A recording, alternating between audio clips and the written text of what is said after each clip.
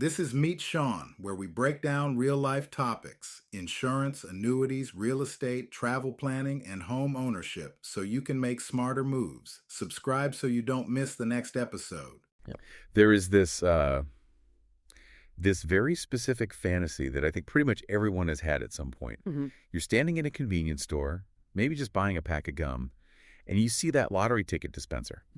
And just for a split second, your brain, it just goes there. Oh, yeah. The island, the boat. The complete and total absence of an alarm clock. It's the universal dream, isn't it? Financial freedom. It's that idea that you're not just, working to pay bills, but your money is out there working a 9 to 5 for you. Exactly. But then you kind of snap back to reality. You look at your bank account or you turn on the news and see all those red numbers. Yeah. And that dream just feels, well, it feels like it's on the other side of a very wide, very scary canyon. It is. And that canyon is built out of tax codes and confusing acronyms and just general anxiety. That's what we call the complexity gap. I mean, most people don't fail to reach their goals because they lack the desire. They fail because the bridge from here to there just seems overwhelming. It's easier to do nothing. It's so much easier to do nothing than to try and decode the stock market on your own. Which is exactly why we're here today. Right. We are going to try and build that bridge. We're doing a deep dive into this really comprehensive guide from SeanWillenshore.net. Which is associated with Carter Fiscal Group, LLC. Right. And I know what you're thinking. You see insure in the URL and you think, okay, we're just talking about life insurance policies today. But that would be a mistake. This source material is actually a massive blueprint for what they call expert wealth management. It's so much broader than just insurance. And that distinction is, I think, really crucial. Our mission today is to decode that buzzword, wealth management. Because honestly, I always just assumed that term was for people who own like monocles and yachts. Right. I figure if I don't have a private jet, I don't need wealth management. That is the single most common misconception. We tend to think it's just about buying stocks or, picking winners. Yeah. But looking at this guide, it's so much more. We're going to unpack how the source defines it as really a holistic life plan. We have a lot to cover. We're going to talk about the difference between just simple investing and true wealth management. And there's a fantastic analogy in here about personal trainers. Oh, that one really made it click for me. And we're also going to get into the unsexy stuff taxes, estate planning, that actually determines if you stay wealthy. Plus, we'll look at how these strategies have to shift as you age. Because the guide is very clear. The game plan you use at 25 is a total disaster if you're still using it at 65. Okay, let's unpack this. Let's start right at the top with the definition. How does this source actually define wealth management? Because like I said, to me, it just sounds like make my bank balance go up. No, and this is where the mindset really has to shift. The source says it's a wide range of financial services to help you reach long-term goals. But here's the key phrase that stuck out to me. What's that? Wealth management is not just about growing your wealth. It's also about preserving it for future generations. Preserving it. That's a huge distinction. It implies there are forces actively trying to take it away. There are. Inflation, taxes, market crashes, our own bad habits. The source breaks it down into a three-pronged approach. First, it all starts with a personalized plan. Okay. This isn't some cookie-cutter template you download off a blog. It looks at your specific risk tolerance, your timeline, your actual dreams. So step one is just the roadmap. Right. Step two, it integrates investment strategies. That's the engine that, drives the car. But third, and this is the part people so often skip it, integrates financial planning and risk management. So it's the offense and the defense. That's a great way to put it. You can't just score points. You have to stop the other team, in this case market volatility or unexpected life events, from scoring on you. Right. The source quotes that very famous saying, failing to plan is planning to fail. It sounds cliche, but in today's financial world, a plan is really the only map you have. It really is. And I want to get into the mechanics of this map. The source details how this all works, and the first big concept is asset allocation. I know that sounds like jargon, but break that down for us. It's basically the scientific term for don't put all your eggs in one basket. Okay. Asset allocation is just spreading your investments across different types of things. Stocks, bonds, real estate, maybe some cash. But here's why it matters scientifically. The source highlights the study that found a well-diversified portfolio can cut risk by up to 30%. Whoa. Up to 30%. That's a massive number just for not betting everything on one horse. Exactly. And that's the aha moment. It balances out the market ups and downs. So if stocks tank, maybe your bonds or your real estate hold steady, you aren't riding the roller coaster without a seatbelt. It's like a shock absorber. You're still going to feel the bumps, but you don't fly through the windshield. Precisely. If we connect this to the bigger picture, asset allocation is really how you stay in the game long enough to actually win. Okay, so that's the investing side. But then we get to the part that I think people find really intimidating, but the source says is vital. Tax optimization. The guide calls this keeping what you make. This is the silent killer of wealth. I mean, you can make $1 million in returns, but if you lose half of it to poor tax planning, you haven't really won, have you? Not at all.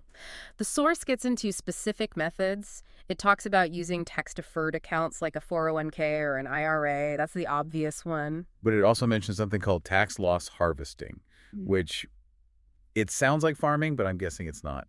In a way, it is. You're farming for tax credits. It's a strategy where you sell an investment that's down to offset the capital gains taxes you'd have to pay on an investment that's up. Okay, can you give me like a concrete example? Sure. Let's say you bought stock A and it went up $5,000. Great, you made money. But now you owe taxes on that $5,000 gain. Right. But let's say you also bought stock B and it just tanked. It's down $5,000. Ouch. Well, with harvesting, you sell stock B to realize that loss. That $5,000 loss cancels out the $5,000 gain from stock A. So on paper, your net gain is zero. Which means your tax bill on that gain is zero. Exactly. You've neutralized the tax hit. It's pretty smart. That is smart.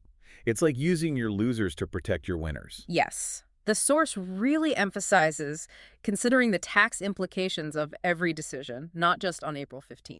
It's playing the game by the rules, but playing it well. Yeah. And then there's the third mechanic, which is maybe the most somber, but the source calls it crucial for protecting a legacy: estate planning. This is the ultimate peace of mind component. It's making sure your assets go where you actually want them to go. The source lists, wills, trusts, things like that to reduce taxes for your heirs. But why is this considered wealth management? Isn't that just legal stuff? It's financial because of the cost of not doing it. If you die without a plan, the state decides where your money goes. And let me tell you, the state is rarely efficient or tax-friendly. I can imagine. You could lose a massive chunk of your legacy to probate fees and estate taxes just because you didn't sign a piece of paper. And nobody wants that. So we have the plan, which is asset allocation, the efficiency with taxes, and the safety net with the estate. As we walk through this, it sounds like a lot of work, which I think leads us perfectly to the next section. Can I do this myself, or do I need help? The source has this fantastic analogy here. It says, a good financial advisor is like a personal trainer for your finances. I love that, because we all know how to do a push-up, right? We know we probably shouldn't eat the entire pizza. Information isn't the problem. Behavior is the problem. Having someone there telling you to do one more push-up and to correct your form so you don't hurt yourself, that's the real difference. We're emotional. When the market crashes, our gut instinct is to panic and sell. Run for the hills. A financial trainer is there to say, no, stick to the plan we built. Beyond just the motivation, though, the source lists 3 core benefits. First is personalized guidance. An advisor tailors the plan for things like inflation, your specific life expectancy, your lifestyle. Right. A generic blog post can't tell you if you specifically can afford to retire at 55. Exactly. Second is risk management, spotting the cliffs before you drive off them. Suggesting the right insurance or making sure you have an emergency fund. And the third one? Long-term growth. Finding opportunities that actually match your risk level. If you're terrified of losing money, they shouldn't be putting you into high volatility crypto. So it's all about the fit. And the source also mentions that an advisor isn't just a money manager, they're a partner. It really emphasizes trust and communication. You need to be able to tell this person your fears. Speaking of trust, let's say someone listening is thinking, okay, I need a trainer. How do they pick one? The source gives a whole vetting process. It's not just about who has the nicest website. No, and this is where you have to be critical. The source outlines specific things to look for. First, credentials. You want to see certifications like CFP Certified Financial Planner or CFA. Those aren't just letters after their name. They're not. They imply a fiduciary standard and some pretty rigorous training. And a fiduciary standard, that means they legally have to put your interests first. Right. Legally, yes. They can't just sell you a product because they get a nice commission if it's not the right product for you. And experience matters, too. Absolutely. The source suggests looking for track records of 10-plus years. You want someone who has seen a recession or two, not someone who's only ever invested when the market was going straight up. You don't want a captain who's only sailed in calm waters. You really don't. Okay, now here's where it gets really interesting for me, the money part. How do these people get paid? The source breaks down the fee structures, and I think a lot of people are confused by this. It is confusing, but the source clarifies 3 main models. First, you've got assets under management, or AUM. This is a percentage of the total assets they manage for you. So if your portfolio grows, they make more. If it shrinks, they make less. Exactly. It aligns incentives. I'll get that one. Then there are flat fees. This is a fixed price for a specific service, like maybe $2,000 for a comprehensive estate plan. You know, it's hourly rates, just like a lawyer or a consultant. You're paying for their time. The main takeaway from the source isn't that one is better than the others, but that you have to understand which one you're signing up for. Transparency is non-negotiable. And the source also mentions social proof. You know, checking client testimonials, independent reviews. It's the Amazon review era. You wouldn't buy a toaster without checking reviews. Don't hand over your life savings without checking them either. So true. Now, I want to pivot to something the source discusses that I found really validating. It's how wealth management isn't static.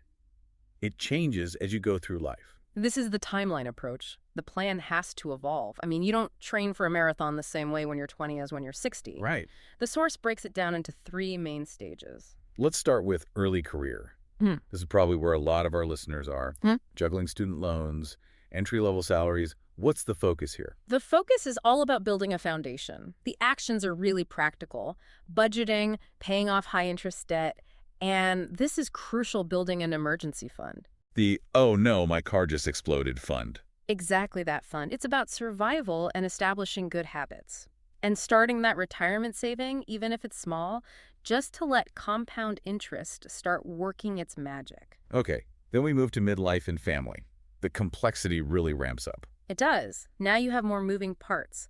The focus shifts to managing that complexity. You're saving for your kids' education, updating insurance because people depend on you now, and you're rebalancing that portfolio. Why rebalancing? Because your timeline has shifted. You have less time to recover from a big market crash than you did at 25. So you might need to dial down the risk a little bit. And finally, retirement planning. You're near the finish line. But the work isn't done. The source reminds us that retirement isn't the end of financial planning. It's a whole new phase. The focus becomes maximizing and downsizing. You're looking at tax optimization for withdrawals. How to get money out of those accounts without paying too much in tax. Exactly. It really paints a picture of a journey. You don't just set it at 25 and wake up rich at 65. You have to steer the ship the whole way. Or have a navigator helping you steer. Exactly. Now, before we wrap up, the source touches on the future. We can't really talk about money these days without talking about tech. What does the guide say about where this is all going? It highlights the integration of AI and machine learning, but not in a scary robots are taking over way. It's more about predictive analytics and risk management, using data to spot trends that humans might miss. So it's making the defense smarter. Yes. It also mentions robo-advisors, these digital platforms that are really improving accessibility and the user experience. It makes getting started way easier and cheaper for people with smaller portfolios. And the other big trend is sustainable investing. ESG, right. Environmental, social, and governance. Correct. And the source explains this dual benefit. It aligns your money with your personal values, which is good for the planet, while also seeking potential long-term financial returns, which is good for your wallet. This brings up an important question. Is it just charity? And the source argues no. The idea is that companies run responsibly are just better long-term bets. They're less likely to face massive lawsuits or regulatory scandals, so it's actually a form of risk management. So what does this all mean? We've covered a lot of ground here. We've gone from defining wealth management as a way to preserve a legacy, through the mechanics of allocation and taxes, to the importance of having a professional partner. I think the summary is that wealth management is a combination of art and science. The science is the risk stats, the tax laws, the asset allocation numbers. But the art, that's your personal goals, your values, your family's dreams. And you can't have one without the other. You can have the best math in the world, but if it doesn't align with what you actually want out of life, it's pretty useless. And it's about taking control today for a secure tomorrow. It's actionable. It's easy to get overwhelmed, but the source makes it clear that the tools are there for you. And speaking of the source, we want to remind you that these insights came from that comprehensive guide by SeanWillInsure.net. If you're listening and thinking, okay, maybe I need to stop DIYing my future, they have provided contact details. You can visit them at www.seanwillinsure.net. You can also call them directly at 813-723-1460, or if you prefer email, you can reach out to prez@meetson.net. Right. And I want to leave you with a final thought, just something to chew on. We talked about that personal trainer analogy. A strong one. It is. We often hire help for our physical health without a second thought. We get a gym membership, maybe a trainer, we buy the healthy food. We get that our bodies need maintenance. Yet so many of us try to DIY our financial health, which is arguably just as complex and just as critical for our survival. That's a great point. We treat our money with less care than our biceps sometimes. So if failing to plan is planning to fail, what is the one area of your finances that you are currently ignoring? Is it the will you haven't written? The tax strategy you haven't looked at? Or is it just the simple act of starting? That is the question. The best time to plan a true was 20 years ago. The second best time is today. Couldn't have said it better myself. Thanks for listening to this deep dive. Go make a plan. That's it for today's Meet Sean. If this helped, follow the show and share this episode with one person who needs it. See you next time.